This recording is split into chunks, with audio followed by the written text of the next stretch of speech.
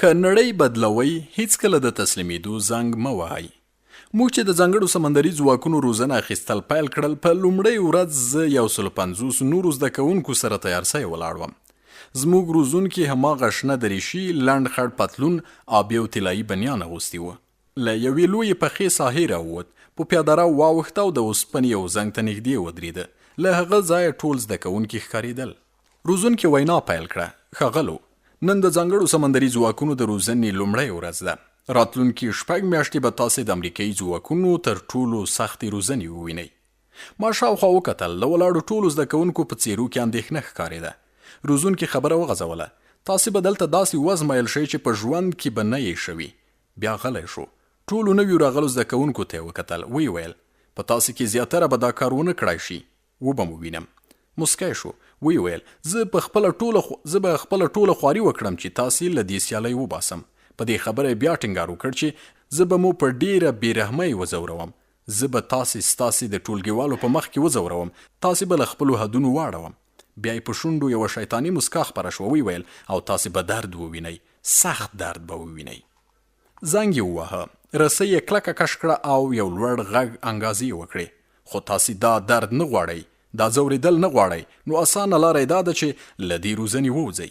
رسۍ یې بیا راښکه او د اوسپنې د زنګ یو بل کړنګ په ودانیو کې راغبرګ شو.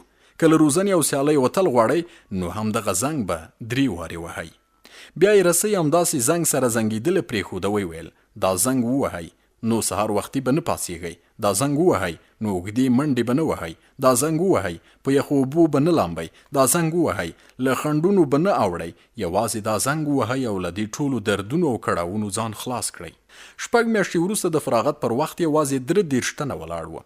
ځینو اسانه لاره غوره کړې وه، له روزنې وتلي وو، خو زما په فکر روزونکی په حقه وو. دوی به ټول عمر پښیمانه وي. په دې روزنه کې زما تر ټولو زده کړیو درسونو دا ډیر مهم وو: هیڅکله مه تسلیمیږه. دا خبره ډیره ژوره نه ښکاریږي، خو ژوند به ډیر ځله تا له داسې حالاتو سره مخ کړي چې له مخکې تللو به درته تسلیمیدل اسانه وي. په داسې حالاتو کې به ډیر عجیب و غریب مسایل داسې سره اخته شوي وي چې پرېښول او تسلیمیدل به پکې تر ټولو منطقي لاره ښکاریږي. ما په خپل ژوند کې زیاتره له هغو انسانانو ډیر الهام اخیستی چې نه دي تسلیم شوي.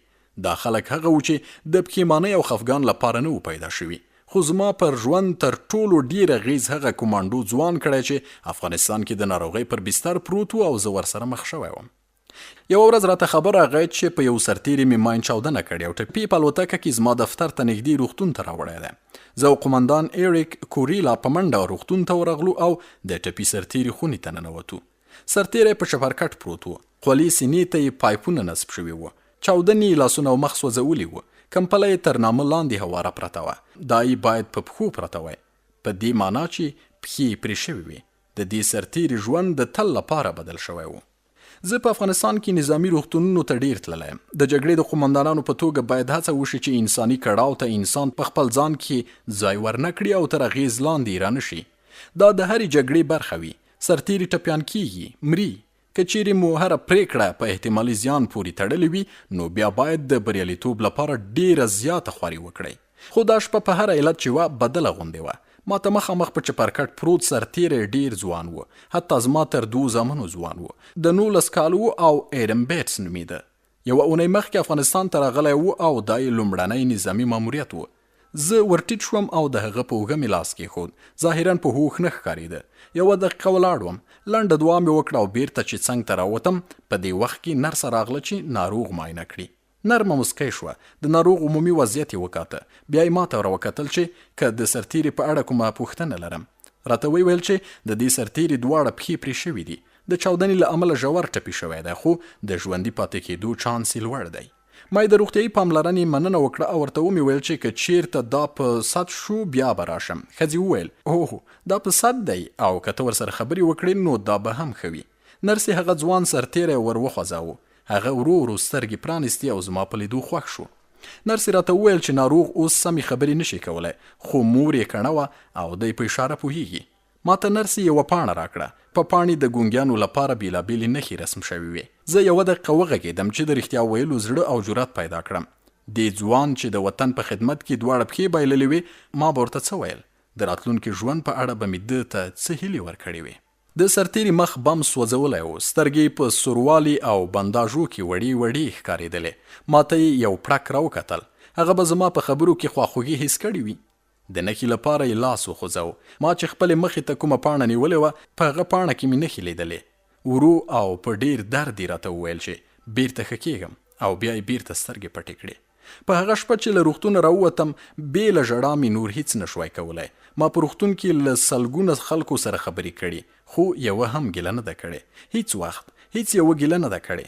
دوی په خپل خدمت ویاړ کاوه. دوی خپل برخلیک منلی و او یوازې دا یې غوښتل چې بیرته خپلې دندې ته ستانه شي او هغو خلکو سره یو ځای شي چې دوی یوازې پریښي وو.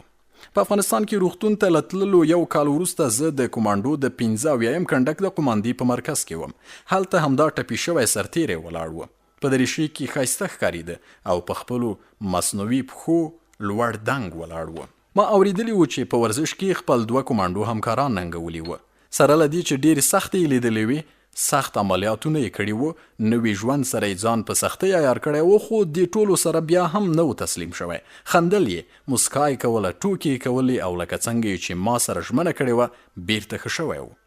ژوند له سختو شیبو ډک دی، خو په هر حالت کې تر تاسې بدتر خلک هم شته. که ټوله ورځ ګیلې وکړې، دې ته خفه یې چې چا در سره څنګه چلند وکړ، له ژونده زړه وخورې، حالت یا بل څوک ملامت کړې، نو ژوند به درته ډېر سخت شي. خو که چیرې خپلې هیلې وساتې او تسلیم نشې، د حالاتو په مقابل کې قوي ودرېږې، نو ژوند به هغسې وي څنګه چې ته غواړې او څنګه چې ته جوړوې، او دا ژوند به بیا ته ښه کولی هم شې. نو هیڅکله د تسلیمېدو زنګ مه وهه. دا یاد ساته، هره ورځ یو کار سرته رسوه. داسې څوک پیدا کړه چې ژوند کې در سره مرسته وکړي. د هر چا درناوی کوه. دا یاد ساته چې ژوند تل ښه نه وي او کله کله به ناکامیږي، خو په سختو وختونو کې سخت شه. د زورورو پر وړاندې ودرېږه. مات شوي خلک راپورته کړه.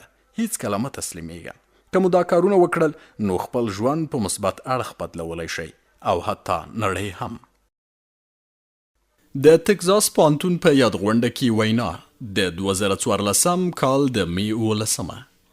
د پوهنتون شعار دا دی: دلته چې څه پیل کیږي هغه نړۍ بدلوي. زه دا منم، دغه شعار مې خوښ شو. دلته چې څه پیل کیږي هغه نړۍ بدلوي. نن د تکزاس له پوهنتونه نږدې 8000 محصلین فارغېږي. یوه سروې ښیي چې هر امریکایي به ژوند کې په اوسط ډول له 100,000 تنو سره وویني. دا ډېر زیات شمیر دی. خو که تاسې کې هر یو د 100 تنو ژوند بدل کړ او هغوی بیا د 100 تنو نورو ژوند بدل کړ، نو په 5 نسلونو یعنی 125 کالو کې به د 2014 زیږدیز کال انسانانو د نږدې 800 میلیونه انسانانو ژوند ور بدل کړی وي. 800 میلیونه خلک، دا د متحده ایالاتو د نفوس 2 چنده دی. او که بیا یو بل نسل هم دا کار وکړي، نو تاسې به د ټول نفوس 8 میلیارده انسانان بدل کړئ. که چیرته تاسې دا فکر کوئ چې د 100 تنو ژوند د ټول عمر لپاره بدلول سخت دي، نو ستاسې دا فکر ناسم دی. ما لیدلی چې دا کار په عراق او افغانستان کې هره ورځ کېده. په بغداد کې یو ځوان افسر دا پریکړه وکړه چې د ښي لاس پر ځای چپ لاس ته لاړ شي، او له امله یې لستنه په جګړه کې له مړه کېدو وژغورل شول. د افغانستان په کندهار ولایت کې همداسې یو افسر احساس وکړ چې څه ستونزه شته. یوه بدله پریکړه یې وکړه او لسګونه تنه یې له مرګه وژغورل.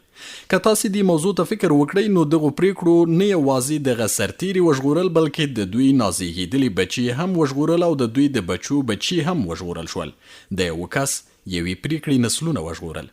خو د نړۍ بدلون په هر ځای کې کیږي او هر څوک یې کولی شي. نو څه چې دلته پیلېږي دا بېشکه چې نړۍ بدلولی شي، خو پوښتنه دا ده چې که نړۍ بدله شي، نو بیا به څنګه وي؟ زه خو پر دې باور یم چې ښه به وي، ښایسته به وي. خو که تاسې یې وشیبه په دې زاړه لمبوزن پورې وخندل، نو زه تاسې ته یو څو وړاندیزونه لرم چې ښایي نړۍ ته ستاسې په لاره در سره مرسته وکړي. ما که څه هم دا درسونه په پاوځ کې زده کړي دي، خو که تاسې نظامیان نه یئ، بیا هم باور یم چې مرسته در سره کولی شي. جنسیت، قوم، ذهني تمایل او ټولنیز موقف مهم نه دی. په دې نړۍ کې زموږ ستونزې سره ورته دي، او موږ چې د خپل ځان او خپل چاپیریال بدلولو او همدارنګه د دې ستونزو د حل او پرمختګ لپاره کوم درسونه زده کوو، هغه هم زموږ ټولو لپاره یو ډول کار کوي. زه 13 کاله په سمندري ځواک کې وم، خو دا هر څه هله پیل شول چې ما د ځانګړو سمندري ځواکونو د روزنې اخیستو لپاره د پوهنتون پرېښود او لاړم. دغه روزنه 6 میاشتې اوږد کړاو وي. په پستو شګو کې منډه، نیمه شپه په یخو اوبو کې لمبا، له خنډونه وختل، اوږد ورزش، بې خوبي او تل لوند بدن، یخني او بدې ورځې. دغه شپږ میاشتني دوره مسلکي او روزل شوي روزونکو له لوري ځورېدل وي. دوی هغه خلک لټوي چې له بدني او ذهني پلوه ضعیف وي او ځانګړي ځواکونو ته د راتلو مخه یې ونیسي. خو دوی په دې روزنه کې هغه زده کوونکي لټوي چې په نظم، ډیر فشار او پرلپسې سختیو لرونکي چاپیریال کې بقا وکړي. دغه تمرین زما د ټول عمر ننګونې وي چې په 6 میاشتو کې خلاص شو.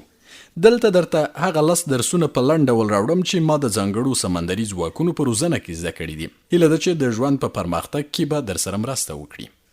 زموږ روزونکي ټول د ویتنام له جګړې راوتي زاړه پوځیان وو. دوی به هر سهار زموږ لیلیې ته راتلل او لومړی به زموږ د خوب ځایونه ارزول. دا به لیدل چې بستره سمه ټوله شوې که نه، کمپله 4 کونجه تاوه شوې، روجایي پرې سمه خوره ده، بالښت یې سر ته په منځ ایښی دی او اضافي کمپله پښو خواته راقات شوې ده. دا ډیر اسانه او عادي کار و، خو موږ باید هر سهار خپله بستره په همدې ډول منظمه ټوله کړې وای.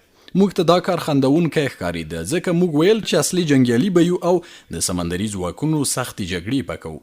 دغه کوچني کار درس ماته د وخت په تېرېدو څو ځله ثابت شوی دی. که تاسو چیرې سهار خپله بستره ټوله کړئ نو د ورځې په پیل کې به مو یوه وظیفه سرته رسولې وي. دا به درته د غرور یو کوچنی احساس درکړي او ورپسې به مو نورو کارونو بشپړولو ته وهڅوي. د ورځې په اخیر کې به هغه سهار یوه پوره شوې وظیفه څو وظیفې شوي وي. د بسترې ټولول به درته دا هم در وښیي چې په ژوند کې ډیر واړه شیان هم خپل ارزښت لري. که تاسو کوچني کارونه سم ونه کړئ نو لوی کارونه هم نشئ کولای. او که مو چیرته ورځ بده وه او تاسو بیرته کور ته راغلی، په کور کې مو ستاسې په لاس سازه شوې بستره منظمه وه، نو دا منظمه بستره به دغه هیله درکړي چې سبا ورځ ښه وي. که نړۍ بدلوې نو د خپلې بسترې له جوړولو یې پیل کړه. دا کتاب جنرال ویلیام ایچ مکرېون لیکلی او ژباړه یې ميراحمد یاد کړې ده.